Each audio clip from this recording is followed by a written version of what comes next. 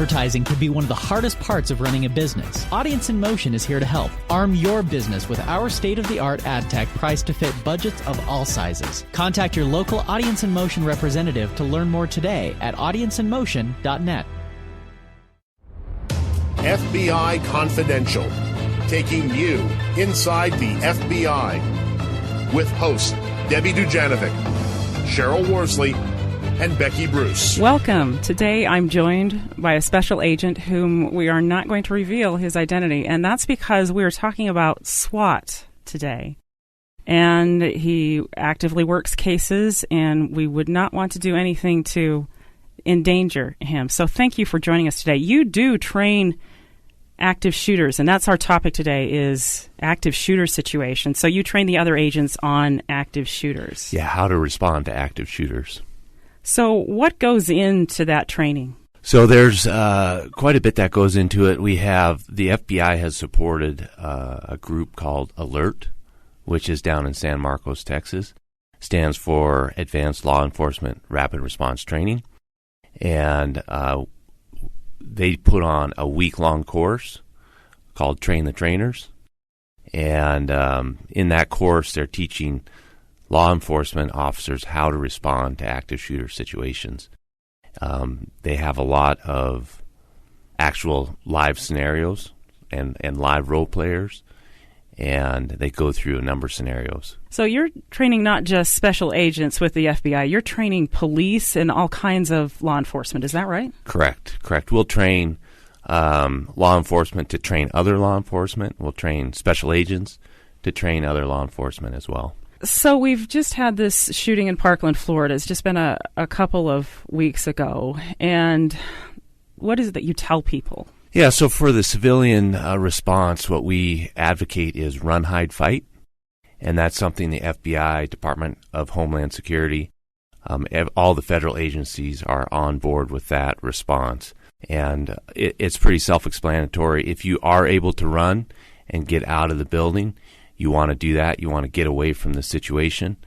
If you're unable to safely flee or run away from the active shooter, then you want to try to hide or barricade yourself.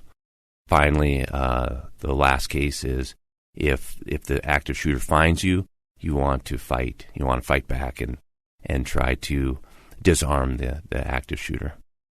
As you're running, if you see someone injured as a civilian, should you try to get them out? Yes, absolutely. If you are able to safely get them out, you should try to do that. If it's going to put you in jeopardy and you're both going to get shot, then we advocate that you try to get yourself out.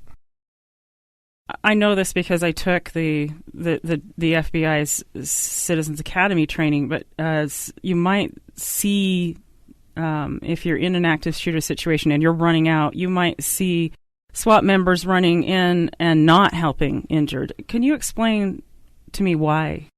Yeah, so that is difficult to do even in training, right? We'll train that scenario where we have SWAT officers responding to an active shooter event.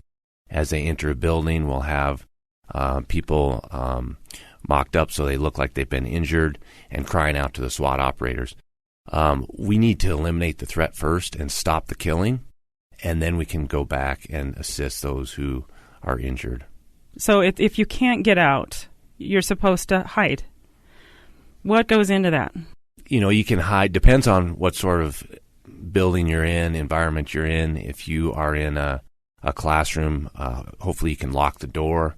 You can barricade that door with chairs, with desks, anything that might be available, and just try to make it as difficult as possible for that active shooter to find you. What about cell phones? Can they be a hindrance or help? Talk about that for a minute. Yeah, sure. So they could reveal your location. A lot of the times, these active shooter events, they don't go on too long. I think the average is about 5 minutes. Most of them are over in 5 minutes, right? But once the active shooting starts, a lot of people will call 911. They'll call their family and friends. And so pretty soon, all the phones start ringing. You can imagine the students in the Parkland High School. As soon as that word went out, that there's an active shooter event at that school, I'm sure many cell phones were going off or ringing and that sort of thing. So you can silence your cell phone, and that way that won't reveal your location. But on the positive side, a cell phone can be very helpful for responding officers and law enforcement. You can tell us where the shooter is, if he's in the cafeteria, how many shooters there are. All that information is very helpful. Should that be done on social? How should that be done? Well, that's a good question. I think if you can call 911, that's a good way to do it. Often 911 gets overloaded, but that's the system set up and put in place to pass information to law enforcement. Okay. But if not, or if 911 is overloaded, is it all right to go on Twitter and talk about what's happening? I think so. You think so? That's okay, even though shooter may be monitoring Twitter, possibly. True. Yeah, so you have to be careful about that. I wouldn't put, hey, we're hiding in, classroom 234. Right. I wouldn't put that out on social media. You mentioned SWAT goes right in. That changed after Columbine. Can you talk about that for a minute? Yeah, so I mentioned SWAT because I run the SWAT team. Law enforcement prior to Columbine and at Columbine, law enforcement officers would wait for SWAT to arrive. Well, typically SWAT's going to be 20, 30, 40 minutes behind. And like I mentioned, most of these incidents are over within 5 minutes. So what Alert is advocating now, what the FBI is putting forward now, is officers have to respond immediately. At Columbine, that was not the protocol. Patrol officers responded, and they waited. They waited for SWAT to arrive. It was over. I think it took 40 minutes for the SWAT team to arrive in Columbine. By that point, the shooters had killed themselves, and all the killing was done by that point. So now we're advocating and really encouraging those officers, even if it's just one officer that shows up, he's got to go. He's got to go in. He or she has to go in and respond and try to stop that killing. That's likely why the deputy at Parkland who didn't go in is under severe scrutiny right now, because the protocol has indeed changed since then.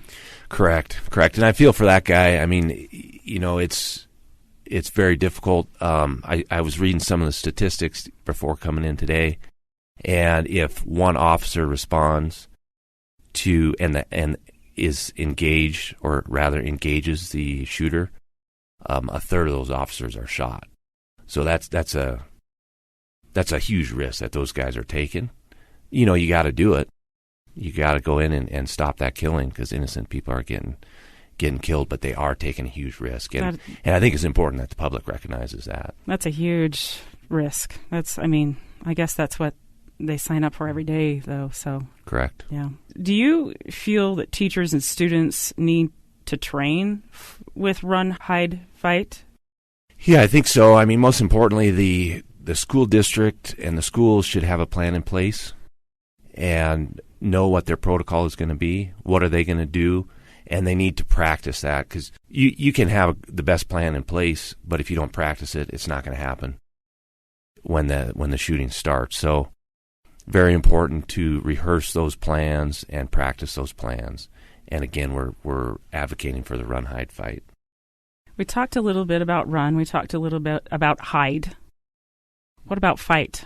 Fight is probably the most intimidating one of those three. But what do you do? So it's when you have multiple civilians attacking an active shooter, they're going to take him down. Somebody might get shot in that process, but they're gonna win if they're aggressive and they're working together.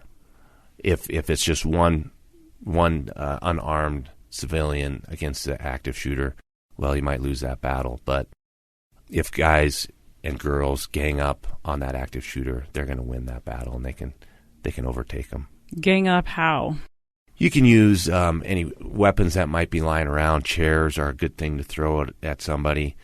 Fire extinguishers can knock somebody out pretty easily. Just even standing behind the door when they open it, slamming the door shut on them, could potentially knock the weapon out of their hands. So there's a number of things that you can do to fight back. I'm looking at this room. There's a couple of file cabinets that I could put in front of the door. I don't see anything but chairs that I might use as weapons. Maybe one of those speakers, if I could get it down. Is this something that you need to go through in your head ahead of time, or do you just use what's around you in the moment? It's good to be thoughtful about it and proactive. So prior to something like this occurring, go through those scenarios and you're going to respond much better. We talked a little bit about what to do when you get in those situations. Let's talk now about what you do as a SWAT team member. And could you tell me a case where you had a close call? Yeah, sure. So with SWAT, we're in a much better position than the average patrol officer out there. He's pulling over. Again, he or she is pulling over a car. They don't know what they're getting into. They don't know who's in that car. They don't know if they're wanted, if they get arrested and they're going to jail for life. That officer doesn't know that. So they're in a very dangerous position, and they're reacting. With the SWAT team and the FBI in particular, our investigations are long-term. Typically, we know everything about the subject that we're going to go and arrest. So we pick the time and the place to arrest that individual. And a lot of thought goes into that, trying to determine what's going to be the safest way to do that. We try to avoid car stops and car chases. So a lot of time we'll go to their house, and sometimes we'll know that there are kids in the house, so we have to adjust our tactics for that. One particular case, I think it was up in Missoula, Montana. We had our main subject was on the main floor of the residence. And then, there was a basement to this as well. It was a basement apartment. That person was unassociated with the individual that we were arresting. We surround the house, and now the SWAT tactics have changed quite a bit in the past 5 years. Rather than rush in and rush through the house and look for the subject, we will breach a door and we'll call the person to us. So we were doing that, and in the midst of doing all that, the individual in the downstairs apartment came out into the living room, and we had some windows, daylight windows that we were looking through. The person came out with a cell phone in their hand, but it was not well lit. So it was hard to tell what he had in his hand, and we were giving commands to this individual. They weren't responding. So they were non-compliant. They had something in their hand. And so it was a little bit tense situation, but the fact that we were outside the house looking through the window provided us a little bit of protection. The fact that we knew this person was not supposed to be associated with the main subjects upstairs, all of that kind of helped us to be patient and continue issuing commands. Eventually, we realized it was a cell phone in his. So he didn't get shot. So he didn't get shot, right? Wow. So careful planning, having the ability to pick the time and place of choosing, and doing it in a safe location really helps to keep everybody safe. Is that why the protocol changed from breaking down the door and rushing in? Talk about that. Why did it change? Yeah, that was that's part of the reason it changed. So we'll knock and announce, and then if they don't come to the door, we knock the door down. We run into the house. This was the previous standard, and we'd run into the house and try to find that subject before they could get to a gun. That was a thought, right? Right. Well, it takes a long time to knock and announce, wait a reasonable amount of time for them to answer the door. Probably they know you're there since you've knocked and announced. Right. That's the intent anyway. So now you're running into the house. If they wanted to get a gun, they probably had time to get a gun. And so we would see shootings on occasion because of that. Now we'll wait outside, knock and announce. If they don't come to the door, we breach the door. We're continuing to call and call them out. And most of them will comply. They realize, you know what, there's nowhere I can run. So typically they come out. you breach the door, that gives you opportunity to do